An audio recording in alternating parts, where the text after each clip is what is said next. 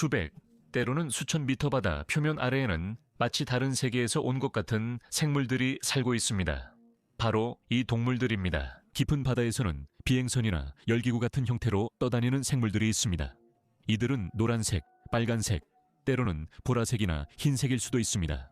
어떤 생물은 머리에 코끼리 귀 같은 지느러미가 있고 또 다른 생물은 빛을 내거나 완전히 투명합니다. 여러분의 인생에서 몇십 분만 내어주시면 팔의 개수를 세기도 힘든 이 모든 생물들에 대해 이야기해 드리겠습니다.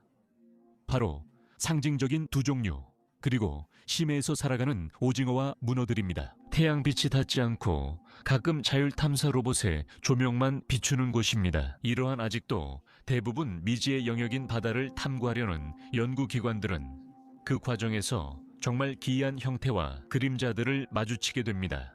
어둠 속에서 커튼처럼 흔들리거나 덤보의 귀처럼 귀를 퍼덕이는 이 동물들은 마치 기상천외한 판타지 소설을 위해 만들어진 듯 보입니다. 어떤 종들은 성체가 되면 날개폭이 2m에 달하기도 하지만 다른 종들은 5,000m가 넘는 심해 평원에 그냥 놓여 있을 뿐이며 크기가 매우 작습니다. 하지만 이들 모두는 크기에 상관없이 그 자체로 100배나 더 매혹적이라는 공통점을 가지고 있습니다. 엠슈 베리 연구소 연구팀이 촬영한 이 생물은 뱀피로토티스 임페르날리스, 즉 심해의 뱀파이어로 불리며 많은 이들에게 악몽 같은 존재입니다.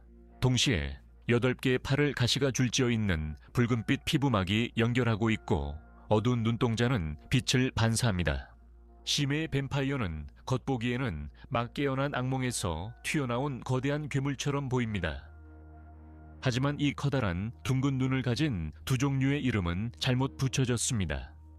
뱀파이로토티스 인페르날리스는 포식자와 달리 위협적인 겉모습과 달리 실제로는 평화롭고 해를 끼치지 않습니다. 이 초현실적인 동물은 산소가 부족한 검은 바닷속에서 빨간 우산을 펼친 채로 평생을 떠다니며 살아갑니다. 600, 1200m 깊이에서 바닥에 닿지 않고 살아가며 어떤 생명체에도 해를 끼치지 않습니다. 실제로 심해의 뱀파이어들은 수동적인 포식자로 오직 해양 눈만을 먹고 삽니다. 즉, 분해되고 있는 유기물 찌꺼기 외에는 아무것도 먹지 않습니다. 시체 조각과 배설물들이 끊임없이 해수면에서 바다 밑바닥을 향해 떨어집니다. 이 해양 눈을 모으기 위해 그들은 자신의 몸보다 8배나 더 긴 끈적한 실을 흘려보내는데 이 실이 귀중한 에너지 덩어리들을 모아 입으로 가져옵니다. 그럼 심해의 뱀파이어는요, 또한 이렇게 깊은 곳에서 사냥하거나 살아있는 동물을 먹지 않는 유일한 두 종류로 일종의 채식주의자입니다. 이들에게 공포 영화 제목을 연상시키는 이름이 붙은 이유는 위협을 느낄 때, 여기처럼 잠수정이 강한 조명으로 관찰할 때 파인애플 자세라고 불리는 정말 무서운 자세를 취할 수 있기 때문입니다. 그 과정에서 뱀파이어 오토티스는 팔을 가시로 덮어 머리 위로 올려 심해 고슴도치처럼 보입니다. 이처럼 거대한 피부 망토로 몸을 감싸면 머리를 보호하고 바다의 검은 바닥처럼 숨게 됩니다. 그리고 그들의 행동이나 해부학적 구조만으로도 충분히 기이한데 이 생물들은 살아있는 화석으로도 여겨집니다. 모든 뱀파이어 오토티스는 뱀파이어 모르피다목의 마지막 대표자들이기 때문입니다. 그리고 그들은 오징어나 문어와 유사하지만 조상은 수백만 년 전에 이미 멀어진 것으로 보입니다. 이상하지만 방식이 완전히 다릅니다. 유령 같은 몸과 젤라틴처럼 종 모양의 모습을 가진 이 문어는 팔의 빨판을 손가락 모양의 촉수로 바꿨습니다. 머리 위 지느러미가 달린 이 문어는 험보 문어 그룹입니다. 지느러미로 걷는 아기와 함께 최종 보스급이라 생각해요. 귀여운 것들, 심해의 세계입니다. 험보 문어는 이제 피부 망토를 수축하거나 두 지느러미를 퍼덕여 이동합니다. 이 지느러미 때문에 미키마우스나 코끼리처럼 보일 수도 있습니다.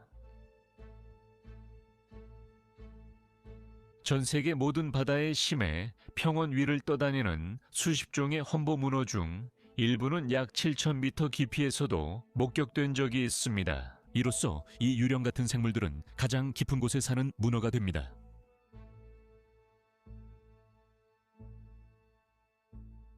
베노틸루스의 자율탐사 로버가 약 1600m, 깊이에서 만난 이 시로토티드 문어 종은 1.3m에 달하는 크기로 살아 움직이며 변형되고 변신하는 천의 움직임을 연상시킵니다. 8팔을 펼쳐 젤라틴 천으로 된 서커스 천막처럼 초현실적으로 해류에 의해 부풀려집니다. 그리고 몇 분 동안 지구 표면 아래에서 쇼를 펼친 후 이 외계 생명체 같은 존재는 사라지기 전에 조용히 자리를 뜹니다. 때로는 같은 종의 다른 개체를 우연히 다시 만나기까지 수년간의 탐험과 잠수가 필요하기도 합니다. 운이 좋다면 말이죠. 몇 차례 포획으로 이 기이한 생물의 해부학은 많이 알게 되었지만 만남이 너무 드물고 짧아 행동은 여전히 대부분 미스터리입니다. 지금까지 관찰된 모든 시로토티드가 그렇다는 점만 겨우 알아낼 수 있었습니다. 그들은 펼쳐진 우산처럼 해저 위를 떠다녔습니다. 이 문어들은 한 번도 관찰된 적이 없습니다. 이들은 해저에 머무르지 않고 성체가 된 후 평생 물속을 떠다닌다고 추정됩니다.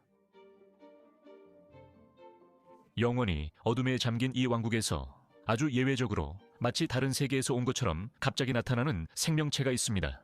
그 존재 자체가 우리에게는 비현실적으로 느껴집니다. 독이나 갑옷이 없고 사방에서 위험이 닥칠 수 있는 열린 환경에서 살아간다면 눈에 띄지 않는 것이 생존을 위한 필수 조건입니다. 투명하게 위장한 유리 같은 이 문어는 내부에 불투명한 장기가 일부 보이지만 그 점을 잘 알고 있습니다. 깊은 바다의 어두운 물속에서 살아가면서 빛이 몸을 통과하도록 내버려 두는 것이 유리하다는 것이 이상하게 보일 수도 있습니다. 하지만 이 유리문어 종들은 대부분의 삶을 이른바 황혼대라고 불리는 곳에서 보냅니다. 이 지역은 해양에서 수심 200m에서 1000m 사이에 위치해 있습니다. 그리고 그곳에선 인간의 눈으론 거의 보이지 않지만 몇몇 빗줄기가 여전히 수면에서 길을 뚫고 들어옵니다. 이 환경에서는 아직 어둠이 완전히 깔리지 않았습니다. 빛을 통과시킬 수 있다는 것은 사냥을 하거나 이 근처를 배회하는 놀라운 시력을 가진 포식자들의 눈에 띄지 않기 위해 유용할 수 있습니다. 슈밋 오션 인스티튜트 팀이 이런 수정처럼 보이는 투명한 이상한 생물을 처음 마주친 것은 1998년이었고 그때는 영상의 화질이 아직 그다지 좋지 않았습니다. 25년이 지난 지금도 이런 만남은 유리문어 촉수의 10분의 1 발판 수만큼 드뭅니다. 다행히 심해에는 유리문어 외에도 투명한 두 종류가 있습니다. 많은 오징어들도 이런 위장 능력을 지니고 있습니다. 약 60여 종의 반투명 오징어들이 있는데 이들의 크기는 몇 센티미터에서 몇 미터에 이르기까지 다양합니다. 그리고 지금까지 발견된 대부분의 종들은 눈과 소화선만 제외하면 거의 완전히 투명합니다. 엠바리 연구소의 로봇 카메라에 포착된 이 카카투아 표본은 기이함, 매혹적임, 그리고 귀여움이 절묘하게 어우러진 놀라운 존재입니다. 머리 위에 촘촘하게 모여있는 촉수 덕분에 이 새는 그런 이름을 얻게 되었습니다. 이 어린 새는 지금 15cm지만 성체가 되면 3m까지 자랄 것입니다. 놀랍게도 이 생물들의 형태와 행동은 시간이 지남에 따라 변합니다. 어린 개체들은 실루엣 반사를 줄이기 위해 황혼대에서 수직 자세로 살지만 성장하면 더 깊은 심해로 이동하며 일부 종은 2km 넘는 깊이에 왕국을 세우기도 합니다. 저기 있는 저 녀석은 10cm 정도의 어린 깃털오징어입니다. 이 오징어도 같은 종처럼 평생 점점 더 수면에서 멀어지며 살아갑니다. 이 영상이 촬영됐을 때 이 오징어는 약 1300m 깊이에 있었지만 심해로 향하는 여정은 이제 막 시작된 셈이었습니다. 이 유리오징어 종은 둥근 눈과 약 20cm 길이를 가지며 성체는 주로 1600-2500m 깊이에서 발견됩니다. 두려움을 느낄 때 일부 토테니아 펠루치다는 놀랍게 변신하는 모습이 관찰됐습니다. 이 오징어는 날씬한 모습에서 투명한 구형으로 변할 수 있기 때문입니다. 이 놀라운 생물은 머리와 촉수를 집어넣습니다. 그래도 위험이 계속되면 마지막 수단으로 이 튀어나온 눈을 가진 오징어들은 몸 안에 먹물을 주입해서 시각적으로 어둠 속에 떠있는 검은 거품으로 변신할 수 있습니다. 종종 관찰이 너무 짧아서 한눈에 어떤 종인지 정확히 말하기 어렵습니다. 그리고 임무를 맡은 생물학자 팀이 특정 종의 전문가 동료들에게 만남의 영상을 곧바로 보내는 일도 드물지 않습니다. 발견이 맞는지 확인해 달라고 요청하려는 것입니다. 종종 완전히 새로운 것을 발견하기도 합니다. 이 유령 같은 작은 문어는 정확히 4290m 깊이에 평화롭게 앉아 있었는데 이 관찰 당시에는 한 번도 기술된 적도 아마 본 적도 없는 종이었습니다. 이 사랑스러운 오징어는 큰 눈만 내밀고 있습니다. 저는 이 오징어의 이름이 작고 보랏빛이며 사납게 귀여운 생물로 바뀌어야 한다고 생각합니다. 이 오징어는 수년간 태평양 대륙 경사면과 해저 산맥천 3000m 깊이 모래에 파묻혀 있는 모습이 정기적으로 관찰되었습니다. 대부분 전문가들은 이 작은 생물이 갑오징어과에 속하고 내각이 없는 갑오징어라고 확신했습니다. 이들의 DNA 분석 후 이 동물들이 실제로 10개의 팔을 가진 두 종류 그룹에 속한다는 사실이 밝혀졌습니다.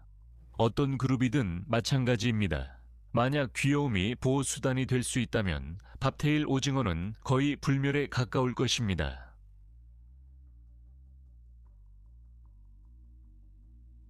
이 왕국들의 어둠 속에서 태양이 없는 곳은 먹이가 적어 심해 두 종류도 다른 심해 생물처럼 생존을 위해 무엇이든 먹어야 합니다. 이 거대한 고래사체가 바닥으로 가라앉은 것이 그 증거입니다. 그리고 그 위에서 수십 마리의 문어들이 맛있게 먹고 있는 모습을 볼 수 있습니다. 수천 미터 깊이에는 거대한 포유류에 썩은 살점이 있습니다. 여기서 중요한 것은 에너지를 절약하며 움직임을 최소화하는 것입니다. 불필요한 에너지 소모는 자원 보존을 위해 최후의 수단으로만 써야 합니다. 문어는 풍선이나 공기주머니처럼 자세를 취해 물살에 떠내려가기도 합니다. 그들이 평화롭고 느긋하게 움직이는 건 근육 자원이 부족해서이기도 합니다. 그리고 이런 고압과 저온의 환경에서는 물에 녹아있는 산소의 포화도가 5% 이하로 떨어지기 때문에 몇 초 이상 빠르게 움직이는 것이 사실상 불가능합니다. 모든 무척추동물, 즉 두 종류를 포함한 생물들의 혈관을 흐르는 피는 헤모시아닌 분자를 통해 산소를 운반합니다. 이 분자는 풍부한 성분을 가지고 있습니다. 구리가 들어있어 피가 푸르고 산소 운반 효율도 헤모글로빈보다 낮습니다.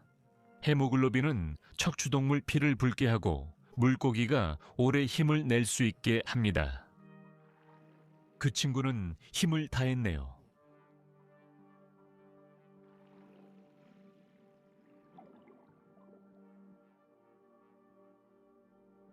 문어와 오징어 중에는 1500-2500m 깊이에서 자주 발견되지만 바닥에 내려앉지 않는 종도 있습니다. 빛을 내는 기관이 있는 종도 있습니다. 이러한 종들 중 일부는 심해를 정복하면서 빨판이 진화하여 변형되고 각 팔에 마치 장식용 정우처럼 작은 등불로 분포하게 되었다고 생각됩니다. 이들이 완전한 어둠에서 빛을 만들어내는 능력은 효과적인 방어 수단입니다. 이들은 위협을 느끼면 팔끝에서 끈적거리고 빛나는 점액을 뿜어낼 수 있기 때문입니다. 이 점액구름은 공격자를 혼란시키고 방향 감각을 잃게 하며 다른 포식자들에게도 존재를 알립니다. 저는 포식자들이 저 빛나고 꿈틀거리는 것이 먹을 수 있는지 고민할 것이라 상상합니다. 예를 들어 같은 행성의 두발 종족이 만든 금속 기계에 의해 방해받을 때도 마찬가지입니다. 일부 문어는 모든 다리를 펼쳐서 엄청난 양의 물을 몸 안에 채워 넣을 수 있는데 이렇게 하면 풍선처럼 보이게 됩니다. 이렇게 몸을 부풀리는 것은 이미 인상적인 모습보다 더 위협적으로 보이기 위해서라고 생각됩니다. 여기서는 탐사 로봇 불이 꺼지면 아무것도 안 보여요. 하지만 몸의 음양 특성을 바꿔서 자신들을 강하게 탐지하려는 일부 고래류로부터 도망칠 수 있도록 하는 것입니다. 소나로 잡아먹으려 해요. 심해 문어들이 겪는 삶의 시련이 잔인하고 고통스럽게 느껴진다면 그 모든 시련 중에서 가장 무섭고 비극적인 것은 아마도 출산일 것입니다. 어떤 종은 알을 낳고 떠나지만 암컷 문어는 오랜 시간 혼자 틈새 아래 웅크려 알을 천장에 붙이고 정기적으로 환기시킵니다. 이때 암컷은 먹이를 먹지 않습니다. 그래서 대부분의 문어는 새끼가 태어난 후 곧 죽습니다. 2007년 연구원들은 캘리포니아 해안 1600m 깊이 암석지대를 탐사했습니다. 엠바리 연구센터팀이 알을 부채질하는 문어를 발견했습니다. 이 부화 과정을 추적하기 위해 그들은 잠수할 때마다 같은 장소를 다시 방문하기로 했습니다.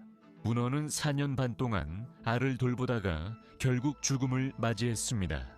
이것은 모든 동물 종을 통틀어 관찰된 가장 긴 부화 기간입니다.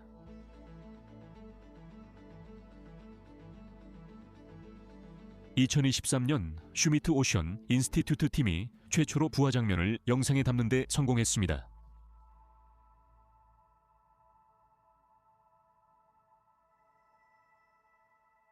아기 문어가 너무 귀여워서 덤보, 밥테일, 앵무새들도 귀여움 경쟁을 다시 해야겠네요. 비극적 결말이 슬펐다면 스스로 위로해보세요. 뱀피로토티스 인페르날리스는 다른 생물과 달리 번식 후에도 죽지 않는다는 점을 위안 삼으세요.